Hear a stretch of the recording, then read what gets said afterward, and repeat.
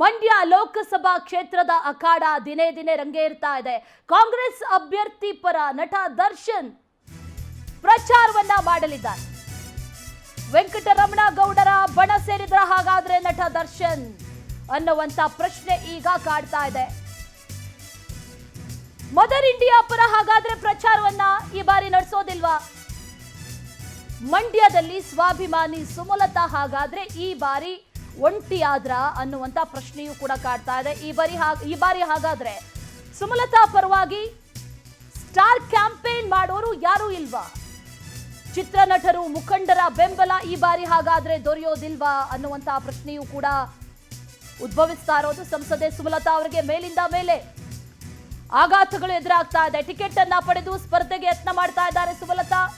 ಆದ್ರೆ ಈ ಬಾರಿ ಸ್ಟಾರ್ ಚಂದ್ರು ವೆಂಕಟರಮಣ ಗೌಡ ಅವರ ಪರವಾಗಿ ನಟ ದರ್ಶನ್ ಪ್ರಚಾರವನ್ನ ಮಾಡ್ತಾರೆ ಅನ್ನುವಂತ ಮಾಹಿತಿ ಲಭ್ಯವಾಗ್ತಾ ಇದೆ. ನಟ ಯಶ್ ಪ್ಯಾನ್ ಇಂಡಿಯಾ ಸಿನಿಮಾದಲ್ಲಿ ಬ್ಯುಸಿ ಆಗಿದ್ದಾರೆ. ಅವರು ಈಗಾಗಲೇ ಹೇಳಿದ್ದಾರೆ, ಯಾರದ್ದೇ ಪರವಾಗಿಯೂ ಕೂಡ ನಾನು ಈ ಬಾರಿ ಪ್ರಚಾರವನ್ನ ಮಾಡೋದಿಲ್ಲ ಅನ್ನುವಂತನ್ನ ಹೇಳೋ ಮೂಲಕ ಸುಮಲತಾ ಅವರ ಪರವಾಗಿಯೂ ಕೂಡ ನಾನು ಕಾಡಿಸ್ಕೊಳ್ಳೋದಿಲ್ಲ ಅನ್ನುವಂತ ಮಾತನ್ನ ಹೇಳಿದ್ದಾರೆ. ಆದ್ರೆ ಪ್ರಚಾರಕ್ಕೆ ಆಹ್ವಾನಿಸಲು ಸಂಸದೆ ಸುಮಲತಾ ಅವರು ಕೂಡ ಮುಂದಾಗ್ತಾ ಇಲ್ಲ. ಕಳೆದ ಎಲೆಕ್ಷನ್ ನಲ್ಲಿ ಜೋಡೆತ್ತುಗಳ ರೀತಿಯಲ್ಲಿ ಇಬ್ರು ಕೂಡ ನೊಗವನ್ನ ಹೊತ್ತಿದ್ರು. ದರ್ಶನ್ ಹಾಗೂ ಯಶ್ ಭರ್ಜರಿ ಕ್ಯಾಂಪೇನ್ ಅನ್ನ ಕಳೆದ ಬಾರಿ ಮಾಡಿದ್ರು. ಆದ್ರೆ 2024ರ ಎಲೆಕ್ಷನ್ ನ ಸ್ವರೂಪ ಎಲ್ಲವೂ ಕೂಡ ಬದಲಾಗಿದೆ. ಸಂಪೂರ್ಣ ಚಿತ್ರಣವೇ ಬದಲಾಗಿದೆ. ಈ ಬಾರಿ ವೆಂಕಟರಮಣ ಅವರ ಜೊತೆ ದರ್ಶನ್ ಕಾಣಿಸ್ಕೊಂಡಿದ್ದಾರೆ. ಫೋಟೋದಲ್ಲೂ ಕೂಡ ಗಮನಿಸ್ತಾ ಇದ್ದೀವಿ.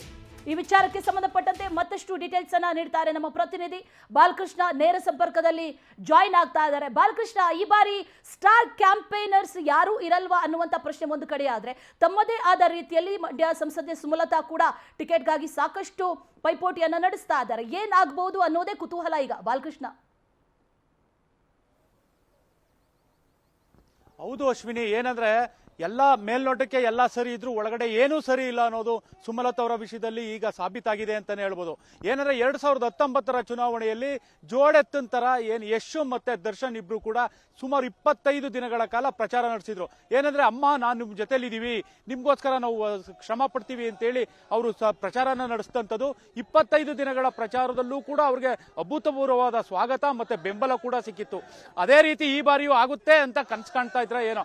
ಆದ್ರೆ ಈಗ ಯಶ್ ಅವರು ಪ್ಯಾನ್ ಇಂಡಿಯಾದಲ್ಲಿ ಬ್ಯುಸಿ ಆಗಿರೋದ್ರಿಂದ ಮತ್ತೆ ಅದಲ್ಲದೆ ಪ್ಯಾನ್ ಇಂಡಿಯಾ ಸ್ಟಾರ್ ಆಗಿರೋದ್ರಿಂದ ಯಾವುದೇ ಕಾರಣಕ್ಕೂ ರಾಜಕೀಯಕ್ಕೆ ನನ್ನ ಎಂಟ್ರಿ ಇಲ್ಲ, ರಾಜಕಾರಣ ನಾನು ಮಾಡಲ್ಲ, ರಾಜಕಾರಣ ಒಲ್ಸು ಅಂತಾನು ಕೂಡ ಹೇಳಿದ್ದಾರೆ ಅಂತ ಸುಮಲತಾರೇ ಖುದ್ದು ಹೇಳಿದಂಥದ್ದು. ಅಲ್ಲಿಗೆ ಯಶ್ ಅವರು ಯಾವುದೇ ಕಾರಣಕ್ಕೂ ರಾಜಕಾರಣಕ್ಕೆ ಬರಲ್ಲ, ಕ್ಯಾಂಪೇನ್ಗಳಿಗೆ ಬರಲ್ಲ ಅನ್ನೋದು ಕೂಡ ಗೊತ್ತಾಗಿತ್ತು.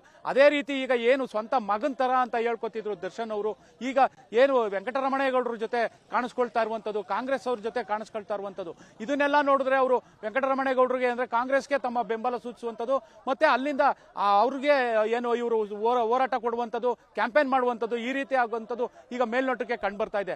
ಈಗ ಇದೆಲ್ಲ ನೋಡಿದ್ರೆ ಸುಮಲತಾ ಒಂಟಿ ಆದ್ರ ಅನ್ನೋದು ಕೂಡ ಒಂದು ಪ್ರಶ್ನೆ ಕಾಡುತ್ತೆ. ಯಾಕೆಂದ್ರೆ ಸುಮಲತಾ ತಮ್ಮ ಸ್ವಂತ ಮಗನ್ ತರ ಅಂತ ಹೇಳ್ತಿದ್ರು, ಆದ್ರೆ ಏನು ಈಗಾಗಲೇ ಕಾಂಗ್ರೆಸ್ನ ಒಂದು ವೇದಿಕೆಗಳಲ್ಲಿ ಕಾಣಿಸ್ಕೊಳ್ತಾ ಇರುವಂತದ್ದು ದರ್ಶನ್ ಅವರು, ಇದರಿಂದಾಗಿ ದರ್ಶನ್ ಅವರು ಕೈ ಬಿಟ್ರ ಅನ್ನೋದು ಕೂಡ ಇಲ್ಲೊಂದು ಪ್ರಶ್ನೆ ಆಗಿರುವಂತದ್ದು. ಯಾಕೆಂದ್ರೆ ಇದೆಲ್ಲ ನೋಡ್ತಾ ಇದ್ರೆ ದರ್ಶನ್ ಅವರು ಮುಂದೆ ಅವರು ವೆಂಕಟರಮಣೇಗೌಡರಿಗೆ ಅಂದ್ರೆ ಕಾಂಗ್ರೆಸ್ಗೆ ತಮ್ಮ ಬೆಂಬಲ ಸೂಚಿಸಿ ಅಲ್ಲಿಂದ ಒಂದು ಕ್ಯಾಂಪೇನ್ ಮಾಡೋ ಒಂದು ಲಕ್ಷಣಗಳು ಕೂಡ ಗೋಚರಿಸ್ತಾ ಇರುವಂತದ್ದು. ಒಟ್ಟಾರೆ ಹೇಳ್ಬೇಕು ಅಂದ್ರೆ ಈ ಕಡೆ ಮೈತ್ರಿ ಅಭ್ಯರ್ಥಿ ನಾನೇ, ಮೈತ್ರಿ ಟಿಕೆಟ್ ನನ್ಗೆ ಅಂತ ಹೇಳ್ಕೊಳ್ತಾ ಇರುವಂತ ಸುಮಲತಾ ಅವ್ರಿಗೆ JDS ಅವರು ಟಕ್ಕರ್ ಕೊಡೋಕೆ ರೆಡಿ ಆಗಿದ್ದಾರೆ. ಇಲ್ಲಿ ಇವ್ರಿಗೆ ಟಿಕೆಟ್ ಆಗುತ್ತಾ, ಅಕಸ್ಮಾತ್ ಏನಾದ್ರು ಪಕ್ಷೇತರ ಹೋಗ್ತಾರ, ಇವ್ರಿಗೆ ಯಾವ್ದಾದ್ರು ಬೆಂಬಲ ಸಿಗುತ್ತಾ, ಎಲ್ಲಾ ಒಂದು ಕ್ವಶನ್ ಮಾರ್ಕ್ ಆಗಿ ಉಳ್ಕೊಂಡಿದೆ ಅಂತಾನೆ ಹೇಳ್ಬೋದು Ashwini. Okay Balakrishna, thank you ನಿಮ್ಮೆಲ್ಲ ಡೀಟೇಲ್ಸ್ಗೆ.